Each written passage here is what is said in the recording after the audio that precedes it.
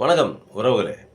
ஒரு காணொளி காட்டுறேன் பாருங்கள். இப்போ எலெக்ஷன் ரொம்ப கெடுபிடியாக இருக்குது. நிறைய தலைவர்கள் எல்லா தலைவர்களும் நல்லா பர்ஃபார்ம் பண்ணுறாங்க. முக்கியமாக டிவிகேவை தவிர பாக்கி எல்லாருமே நல்லா பிரச்சாரம் பண்ணுறாங்க. அவர்களுடைய உழைப்புக்கு பாராட்டணும் தான். எம்கே ஸ்டாலின் அவர்கள் இந்த வயசுலேயும் அப்படியே அடித்து தூள் பறக்கிறாரு. ஓய்வில்லாமல் ஒரு நாளைக்கு 3 ஊர் 4 ஊர் அப்படின்னு போய் பண்ணுறாரு. அவருடைய தன்னம்பிக்கையும் அவருடைய மன உறுதி, அவருக்கு உடலில் இருக்கக்கூடிய ஆற்றல், இதெல்லாம் அபரிமிதமான ஒரு நம்பிக்கையை ஏற்படுத்துது. அடுத்து 2.0 எம்கே ஸ்டாலின் தான், முத்துவேல் கருணாநிதி ஸ்டாலின் தான், அதில் மாற்று கருத்து இல்லை. இருந்தாலும் அவருடைய உழைப்பு அயராத அபரிமிதமான உழைப்பு. புது அரசியல்வாதி மாதிரி அவர் அரசியலில் 55 வருஷத்துக்கு 60 வருஷமாக 55 வருஷமாக இருந்தாலும் புது அரசியல்வாதி மாதிரி ரொம்ப ஒரு புத்துணர்ச்சியோட அபரிமிதமான ஒரு இதோடு அவர் பண்ணிக்கிட்டு இருக்காரு. அதனால் நம்ம பாராட்ட வேண்டியதாக இருக்குது. பாராட்டத்துக்கு வயசு இல்லை, வாழ்த்துறதுக்கு வயசு இல்லை, புழுங்காக இதை அடைவோம். ஒரு வீடியோ ஒன்று காணொலி ரொம்ப பயங்கரமாக பற்றிக்கிட்டு பரவிக்கிட்டு இருக்குது வாட்ஸ்அப்பில். அதை நீங்களும் கொஞ்சம் என்னன்னு பாருங்கள். சட்டமன்றத்தில் தைரியமா ஒரு ஆண்மையோட முதுகெலும்போட பேசக்கூடிய அதிமுகவை நான் பார்க்க முடியவில்லை. தலையெழுத்து சாதாரண ஒரு வார்டு கவுன்சிலர் இல்லாத தமிழ்நாட்டின் முதலமைச்சராக இருக்கிறார். எடப்பாடிக்கு நிர்வாகம் என்ன தெரியுமா? இல்ல நிதி அமைச்சர் ஓ பன்னீர்செல்வத்துக்கும் நிர்வாகம் என்ன தெரியுமா? நிதி நிலைன்னா என்னன்னு தெரியுமா? ஒண்ணுமே தெரியாத மண்ணு இவங்கதான். தினகரன் அவர்களே, இதோட துரோகத்திற்கு பெயர் பெற்றவர் பழனிசாமி. தமிழ் பதவி வாங்கிட்டு அவர் ஆட்சி ஓட்டெடுப்பில் வெற்றி பெறுவதற்கு காரணமாக இருந்தவர்களுக்கும், தொடர்ந்து ஆட்சி நடைபெறுவதற்கு துணையாக இருந்தவர்களுக்கும், இந்த ஆட்சியை காப்பாற்றி கொடுத்தவர்களுக்கும் துரோகம் செய்து உலகமாக துரோக சாதனையாளருக்கு பெயர் பெற்ற பழனிசாமி முன்னாள் பாரதிய ஜனதா தலைவர் சகோதரர் திரு அண்ணாமலை அவர்களே,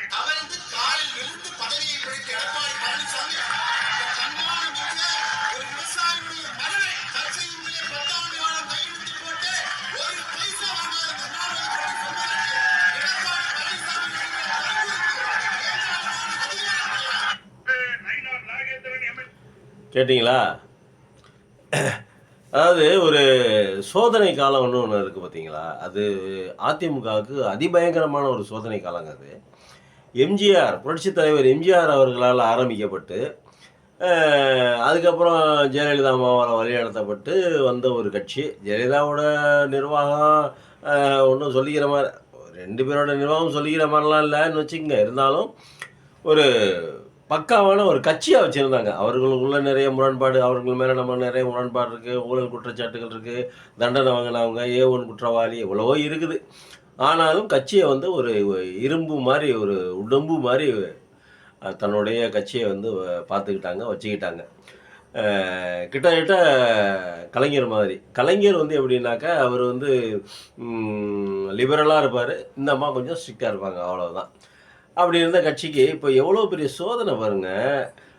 யாரெல்லாம் வேணான்னு தள்ளுனமோ, யாரெல்லாம் வேணான்னு ஒதுக்குனமோ, அவங்களையெல்லாம் திருப்பி கூட்டு கொண்டு இந்த கூட்டணியில் வச்சுக்க வேண்டிய துர்பாக்கியமான ஒரு நிலை நம்ம எடப்பாடியாருக்கு இருக்குது.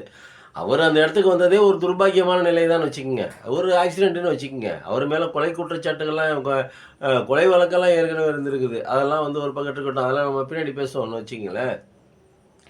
இப்போது திமுகவுக்கு ஒரு மாற்று கட்சி வேணும்ல, ஒரு எதிர்கட்சின்னு ஒன்று வேணும்ல. அந்த எதிர்கட்சியாக அதிமுகவை தான் நம்ம இன்னும் பார்க்குறோம்.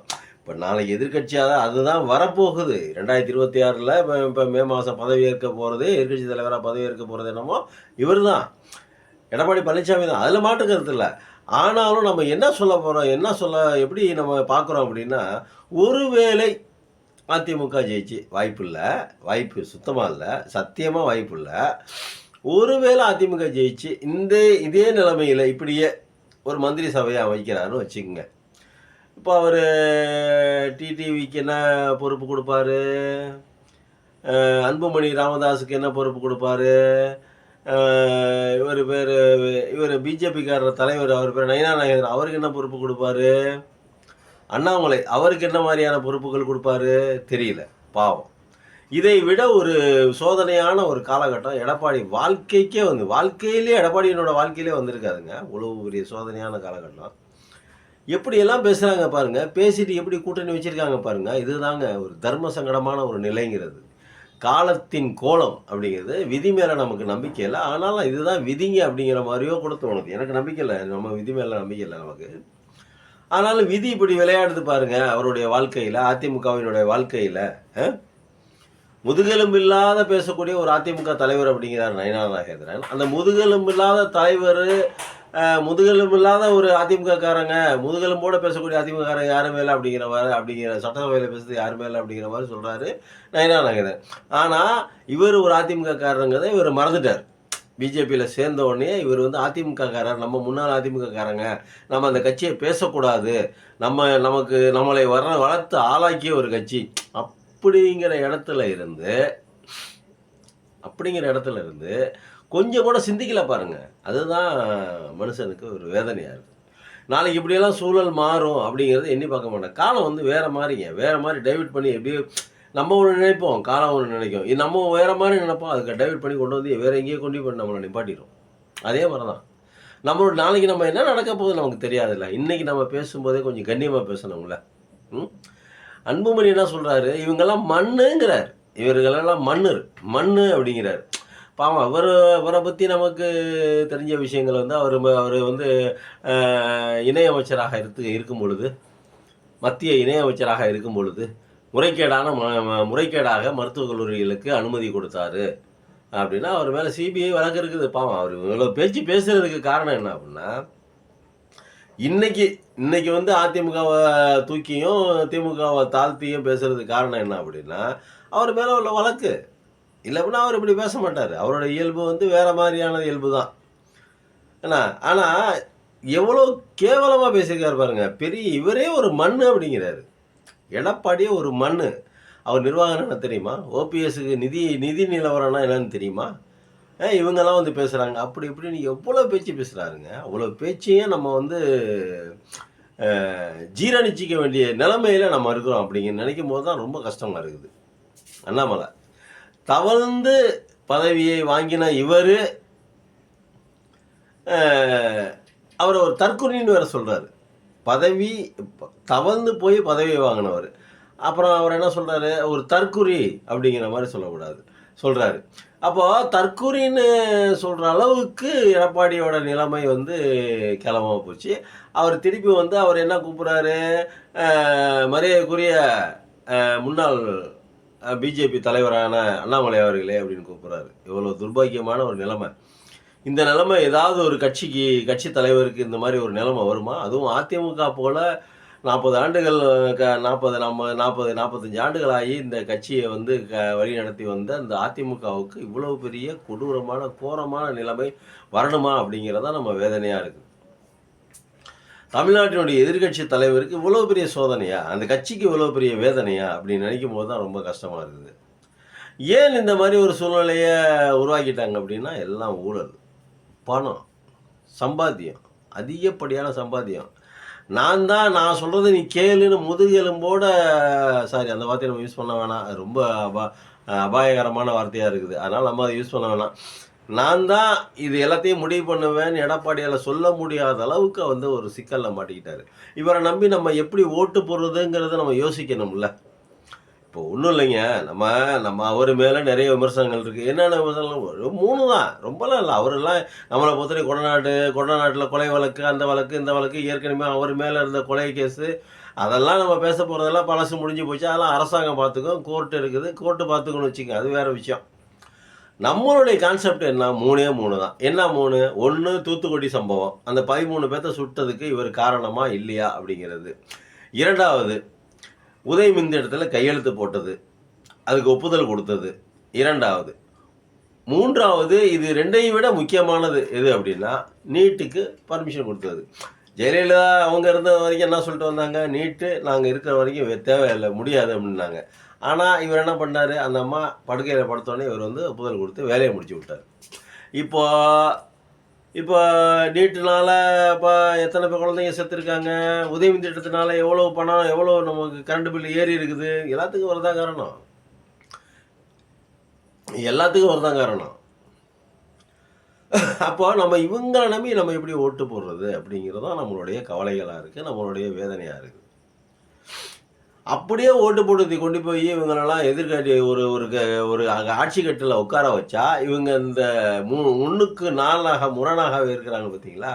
இதில் வேற ஒருத்தர் வந்து சொன்னார், பஞ்ச பாண்டவர்கள் போல் 5 பேர் அப்படியே முத்து மாதிரி வந்து எலெக்ஷன் நிற்கிறாங்க அப்படின்னு. யார் அந்த பஞ்ச பாண்டவர்கள் அப்படின்னா இவங்க தான் அந்த பஞ்ச பாண்டவர்கள் போல் இருக்கு.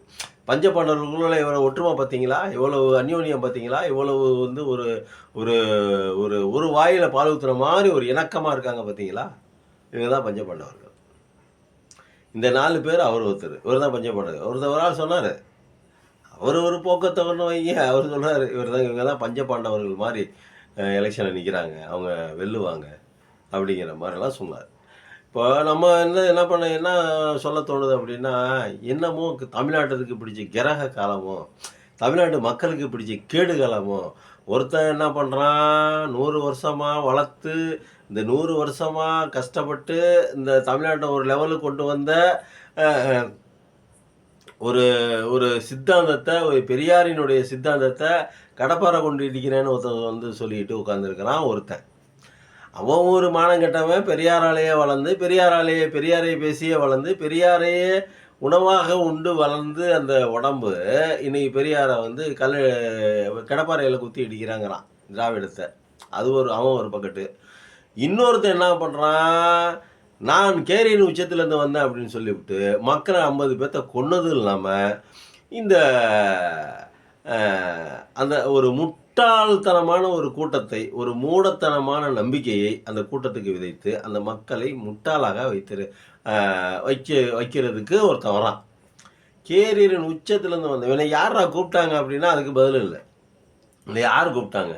கேரியன் உச்சத்துலேருந்து இறங்கி வாப்பா, அரசியலுக்கு வாப்பா அப்படி யார் கூப்பிட்டாங்க? இப்போ ரஜினியை கூப்பிட்டாங்க நிறைய பேர். ரஜினி அரசியலுக்கு வந்தால் நல்லா இருக்குன்னா ரஜினியே வந்து அப்பப்போ ஏதாவது ஒரு நியூஸ் ஒன்று போடுவார்.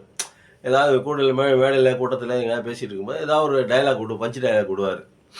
இந்த ஆண்டவனாலையும் காப்பாற்ற முடியாது அப்படிங்கிற மாதிரி விடுவார். அப்போ அவர் ரசிகர்கள் நம்ம தலைவர் இப்படிலாம் பேசுகிறாரு, நம்ம அரசியலுக்கு வரப்போகிறாரு அப்படிங்கிற மாதிரியான ஒரு நினைவு இருந்துச்சு. இவன் எதுவுமே பண்ணல. ஆனாலும் வந்து என்ன பண்ணுறான், நான் அரசியலுக்கு வந்தேன், நான் தான் சிஎம், ஸ்ட்ரைட்டாக சிஎம். கட்சி ஆரம்பிக்கிறதே தெரியக்கூட ஆரம்பிக்கணும், டக்குன்னு போய் சீட்டில் உட்காந்துக்கணும், என்ன எல்லாம் கூப்பிடணும், எல்லாம் பிடிக்கணும். அதுக்கப்புறம் அடுத்த 6 மாதத்தில் பிஎம் ஆயிடணும். அடுத்து வர எலெக்ஷனில் 29 அதில் போய் நின்று பிஎம் ஆகி அங்கே இப்போ பிஎம் ஆயிடணும். அதுக்கப்புறம் வந்து இவர் நந்தகோபால் இருக்கார், அவர் சொன்ன மாதிரி அதுக்கப்புறம் வந்து பார்த்தீங்கன்னாக்கா அமெரிக்க பிரசிடென்ட் ஆயிடணும். அதுதான் அவருடைய உச்சம். உலகத்தின் உச்சம் இது அமெரிக்க பிரசிடென்ட் ஆகிறது, இந்திய உலக வல்லரசினுடைய பிரசிடென்ட் ஆகிறது. அதுதான் அதுக்கு அந்த மாதிரி நினைக்கிறான் ஒருத்தன். எடப்பாடி நிலைமை இப்போ இருக்குது. நம்ம யாருக்கு இப்போ ஓட்டு போடணுங்கிற நிலைமையில் இருக்கிறோம்? ஸ்டாலினை தவிர நம்மளை காப்பாற்றுறதுக்கு யார் இருக்காங்க இன்னைக்கு அப்படிங்கிற மாதிரி தோணுதா இல்லையா? ஏங்க நீங்கள் நல்லா யோசிச்சு பாருங்கள். எடப்பாடியினுடைய நிலைமை நீங்கள் டிவியில் பார்த்துட்டீங்க, அந்த காணொலியை பார்த்தீங்க, நல்லா தெரிஞ்சு போச்சு. டிவிக்கிறவனோட நிலைமை என்னங்கிறது நல்லாவே தெரியுது. அவன் எப்படியாப்பட்ட ஒரு கூட்டத்தை கொண்டாந்து உருவாக்கி வைப்பான் அப்படின்னு.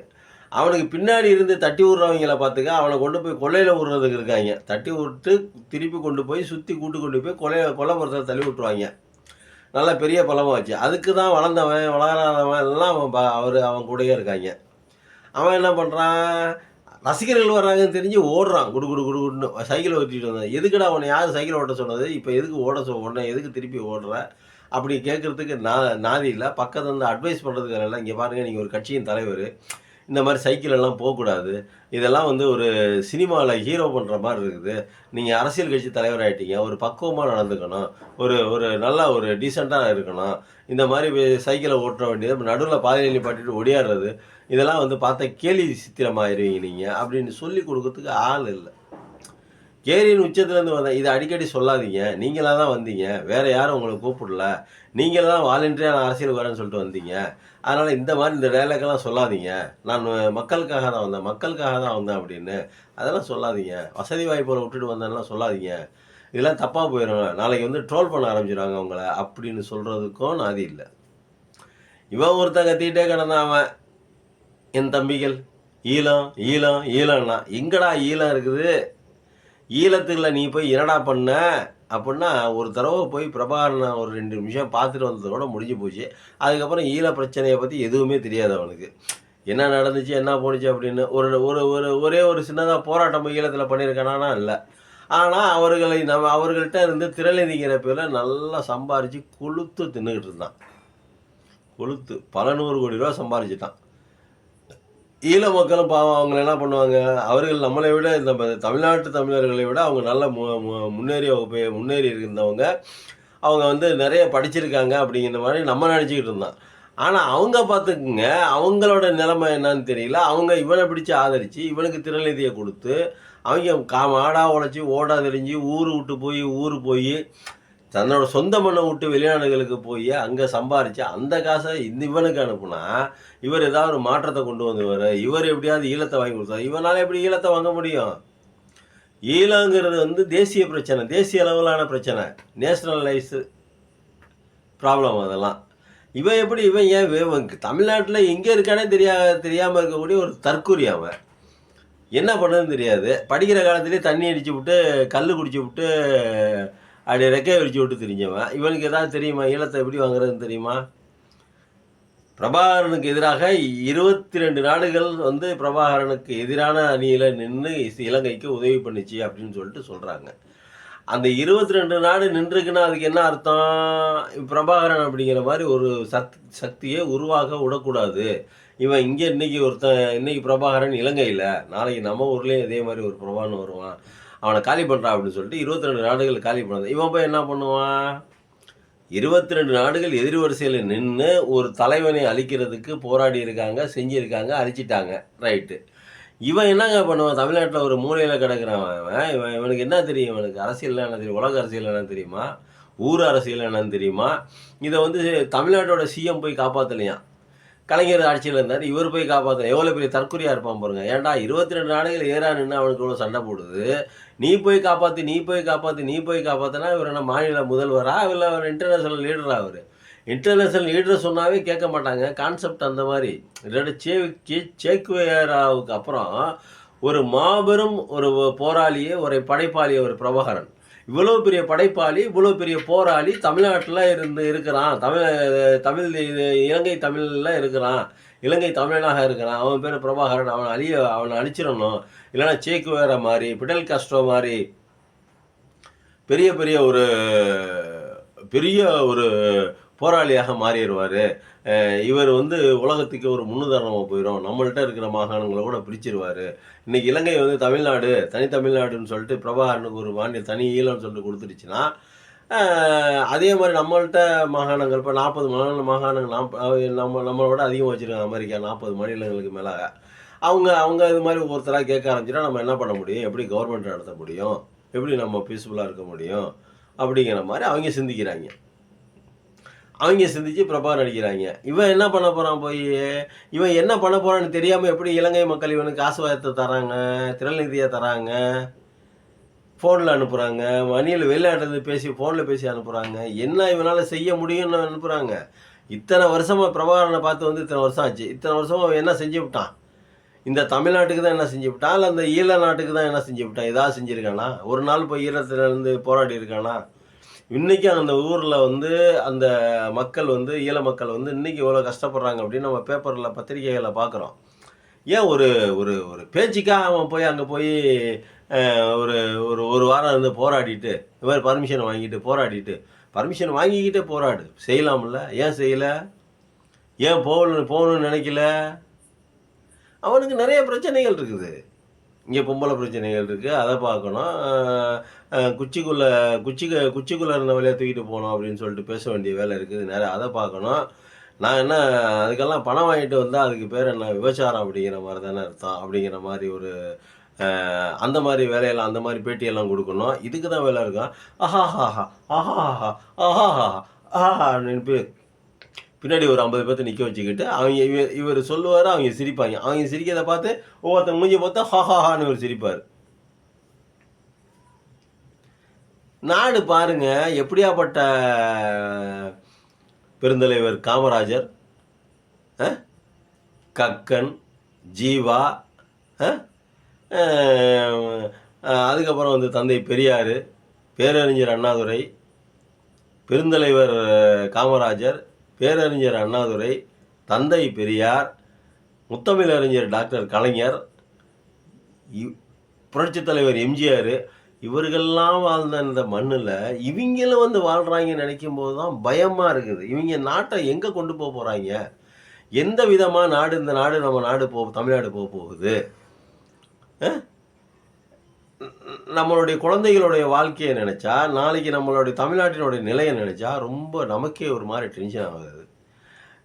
அதனால் ஓட்டை சிதற விடாமல் நம்ம திமுக கூட்டணிக்கு போட்டு முத்துவேலு கருணாநிதி ஸ்டாலினை முதல்வராக்கினால் மத்திய அரசிட்டிருந்து நம்மளை காப்பாற்றுறதுக்கும் சரி, வேறு எந்த நிறைய முரண்கள் இருக்குங்க. அது வேறங்க, எனக்கே நிறைய முரண்கள் இருக்குது. நம்ம திமுக தான், திமுகவோட ஆதரவு தான், நமக்கு எல்லா பேரறிஞரை பிடிக்கும், பெரியாரை பிடிக்கும், அண்ணன் கலைஞரை பிடிக்கும், முக ஸ்டாலினை பிடிக்கும், எல்லாத்தையும் பிடிக்கும். அது வேற. அவங்க மேலே முரண் இருக்கிறதும் வேற. யார் யார் மேலே என்னென்ன முரண் இருக்குங்கிறதும் மனசுக்குள்ளே இருக்குது.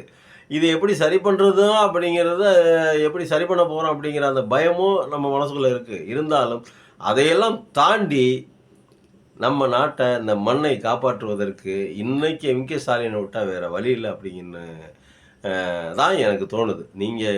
நீங்கள் கட்சிக்காரன், நீங்கள் என்னோட ஒரு யூடியூப்பில் பேசிக்கிட்டு இருக்கிற ஒரு கட்சி சார்பாக பேசுகிறியா அப்படின்னு சொல்லிட்டு நினச்சிடாதீங்க. கட்சியெல்லாம் இல்லை, கட்சிங்கிறது அப்புறம்.